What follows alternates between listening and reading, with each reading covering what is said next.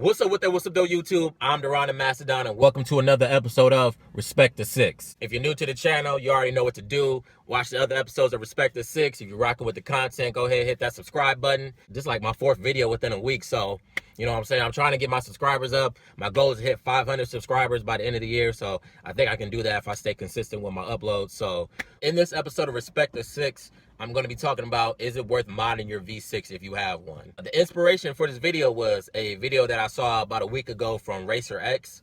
I rock with his content a lot. I really like his content for real. This is no way trying to slander him or his video about his opinion on if you should mod your V6 if it's worth it. He gave a V8 owner's perspective. I'm giving a V6 owner perspective. So what I'm gonna do is I'm gonna highlight clips from the video that were interesting to me that I wanted to touch on and just give my opinion on it. So with that being said, let's get straight to it. Today I actually want to talk a little bit about a subject that I get a lot on my videos. It's a question that comes up quite frequently.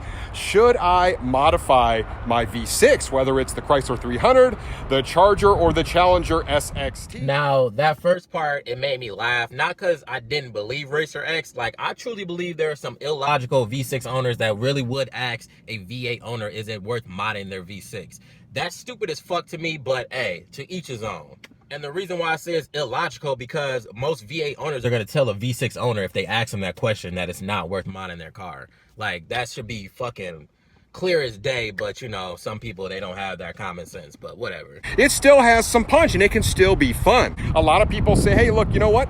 I have a V6 and I like it, and there's nothing wrong with that. I really show appreciation for all the trim levels that these guys make. As a car that still looks good, it still has that kind of heritage, but it is a daily cruiser. It's designed to be reliable, it's designed to drive nice, have some nice features in it, really kind of get from point A to point B. So to try and turn this thing into a race car doesn't really make a lot of sense in my mind. And let me tell you. Now, I don't disagree. The V6 is definitely meant to be a daily driven vehicle, definitely meant to be reliable and have nice features. I do not disagree with that.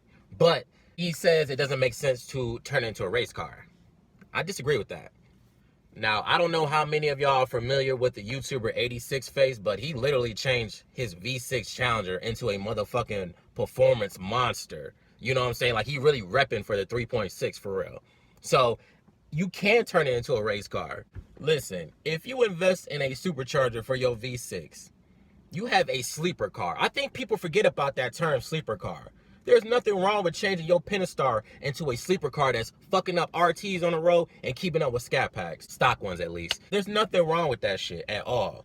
It just seems like some V8 owners, they be so fucking in their feelings about their V8, they don't want to see a V6 owner put all his money into making his shit a fucking sleeper. They don't want to see that shit, but it is what it is. Typically, when you turn up the wicks on these cars, as with any car, it makes it less reliable to some extent. I really want my V6 to compete with an RT. Can you do that? Yeah, you can do that. But is it worth all of the thousands and thousands and thousands of dollars you're going to throw at this thing? In my honest opinion, you're taking away from what this car is really meant to do, and that's to be reliable, to look good, to be fun. And like I said, this isn't a race car. It's hard to make it a race car unless you're going to just throw the kitchen sink at it, aftermarket engine, just whatever. And at that point, is it worth doing, guys? That is always where we're at. I get the feeling a lot of people don't really know the true potential that the Pentastar 3.6 has. It's a very durable and reliable engine. I have not had any problems with the mods I've installed in my car at all. No check engine light, nothing sounded funny, none of that. Because if it would have happened, I would have told y'all in my install and my review videos. You know what I'm saying? I'm gonna keep it 100% real with y'all. You feel what I'm saying? I agree with Racer X that if you do mod your car, any car, it's gonna be a little less reliable, but don't sleep on the Pentastar 3.6. Like, it's still a very reliable engine. It is just really, really hard to make those things sound like a beefy V8. Now, if you're just looking for sound, the 5.7 is fantastic. It's not going to perform quite like the Scat Pack, and so forth and so on. Every single V6 owner should know that no matter what you do to your exhaust, You can make it sound good for a V6, but it will never sound like a V8. We should already know this shit. You're missing 2 cylinders. All right, so if you care about having that V8 sound, then yeah, get a V8. But if you really don't care about that shit, ain't nothing wrong with modding your V6 and getting it to sound really fucking good. I know my shit sound fucking good. I don't need nobody to tell me that shit. I already know it sound good. Can it sound better? Of course it can. And I'm gonna try to make it sound better than what it sounds right now. But I already know it's not gonna sound as mean and aggressive as a V8, but I don't really care. So at the end of the day, is it worth modding your V6 Charger, Challenger, or 300? To me, the answer is yes. If you're going to keep the car for a while, why not make it fun and enjoyable to drive in?